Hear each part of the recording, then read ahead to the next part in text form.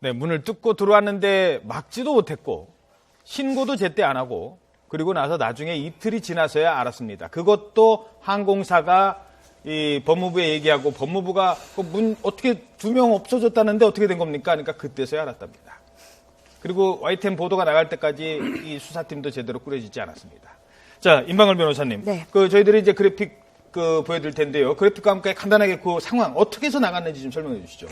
우선 출국하시는 분들 생각해 보세요. 공항 로비에서 출입문 통해서 출국장 들어가시면요. 진검사 받으시고 그다음에 여권에서 출국심사 받으신 다음에 출국장을 나가시면 면세점이 보이실 거예요. 그렇죠. 그거랑 거꾸로 이 사람들이 나왔다고 생각하시면 됩니다. 예. 먼저 그 3층 출입구에게 출국장에서 일어난 3번 그 출국장에서 일어난 일인데요. 3번 예. 출국장으로 들어옵니다. 저렇게 스크린도어가 열리면 안 되는데 그날 열렸어요. 어허. 왜냐하면 이 3번 출입국장에 그 안에 그 남성 직원용 수면실이 있다고 합니다. 예. 그래서 저 문이 열려져 있었던 거예요. 아하. 저거 들어온 다음에 출국심사대 그냥 거쳐서 들어오고요. 그리고 보면은 저기 야간 경비 직원이 저 왼쪽 끝에 앉아 있는 게 예. 보이실 겁니다. 예. 원래는 정 가운데에 있어야 돼요. 매뉴얼상에는.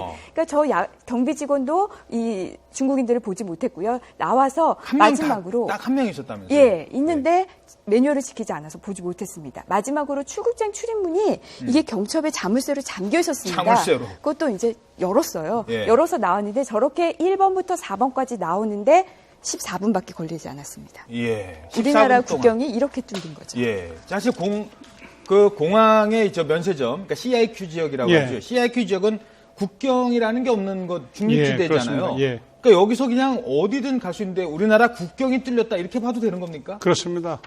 예. 예. 공항 그 보세구역하는 이제 그 치외법권도 적용되는 예. 그런 지역이기 때문에. 예. 자, 근데 이게 이 사람들이 그냥 중국에서 아직 어떤 목적으로 이렇게 했는지 정확하게 밝히진 않았지만 만약에 테러리스트였다면 예. 정말 상상하기 힘든 일 아니겠습니까? 그렇습니다. 예. 예. 이렇게 허술합니까? 이제 인천공항은 이제 국제공항이 국제관문이고 이러다 보니까 국가 이제 주요 그 시설입니다.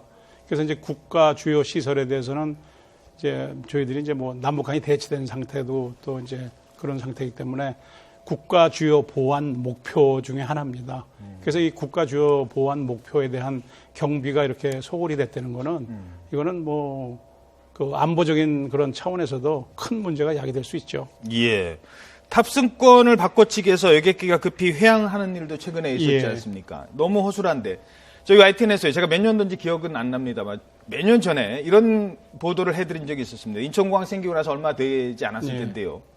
보세구에서 물건을 사지 않습니까? 면세로 물건 사지 않습니까? 그거를 저 유리에다가 밖으로 던져줘요.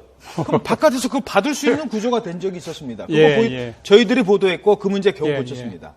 이 사람이 왔다 갔다 할 정도로 허술하지는 않았는데 그 외국 공항 같은 경우도 이런 식으로 허술한지 어떻습니까?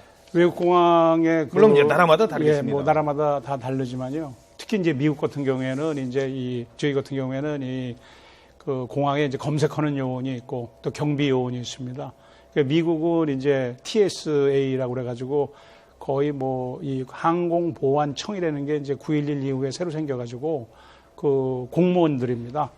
준 공무원도 아니고 저희는 이제 공항 그 내부하고 공항 그 탑승동 이런 데는 이제 청원 경찰들이 내부 경비를 하고 있고 그 외곽은 이제 뭐 경찰 뭐 이렇게 되어 있는데 이제 이 외국의 그런 큰 그 테러라든가 그런 거에 대비해서 그런 거에 비하면은 저희는 뭐 남북한이 대치된 상태에서 그럼요. 이런 국가 보안 상황에서. 목표를 경비에 대해서는 좀 더 뭐 신경을 써야 될 걸로 봅니다. 알겠습니다.